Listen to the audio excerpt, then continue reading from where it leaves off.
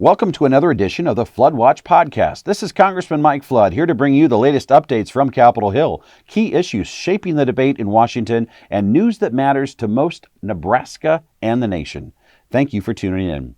Well, this week in Washington, congressional Republicans took a crucial first step to ensure that hardworking Americans are not hit with a massive tax hike when the 2017 Trump tax cuts expire. Late on Tuesday, we voted to begin the reconciliation process, instructing relevant committees to find ways to reduce wasteful spending, unlock our economic potential, and make Washington work for the average American rather than the Beltway elite.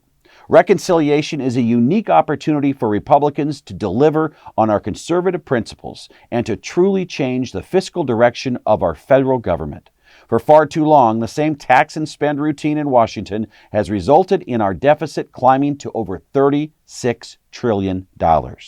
President Trump campaigned on a message of cutting spending, and Republicans earned majorities in the House, Senate, and won the White House on our message of restoring fiscal responsibility to Washington.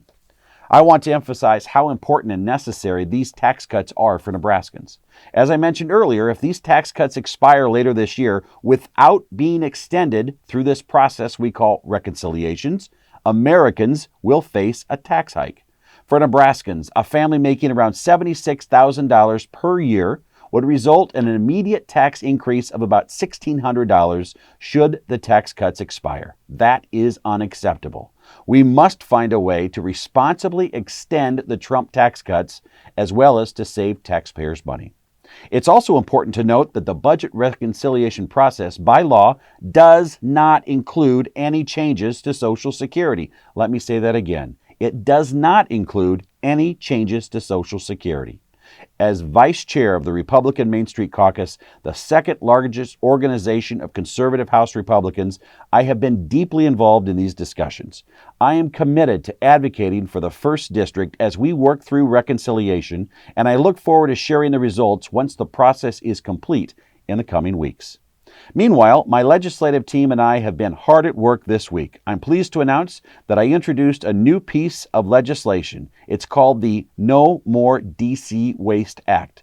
This bill will return upwards to $80 million from a niche grant program benefiting only D.C. residents while also preventing the program from stockpiling money in the future.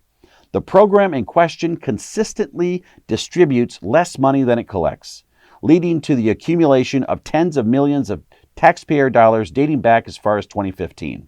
My bill ensures this will not happen again by removing the D.C. government's ability to stockpile money from federal funds to this program. I also want to provide an update on my bill addressing the loneliness epidemic currently affecting many communities. Many Americans are struggling to find a meaningful sense of community due to factors ranging from increased mobility, where people are constantly moving for work, to the rise of digital living, where online interactions are replacing face-to-face connections.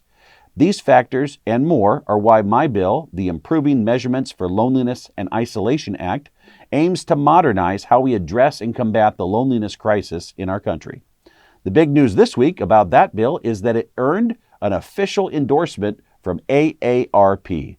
With support from groups like AARP, we will finally begin to turn the tide against the loneliness and isolation epidemic affecting all generations, from the youngest to the oldest. And that's a wrap for this week's Flood Watch podcast. If you haven't already, I encourage you to sign up for my Flood Watch newsletter at flood.house.gov. It's the best way to stay updated on everything happening in Washington. Thank you for listening, and have a great day.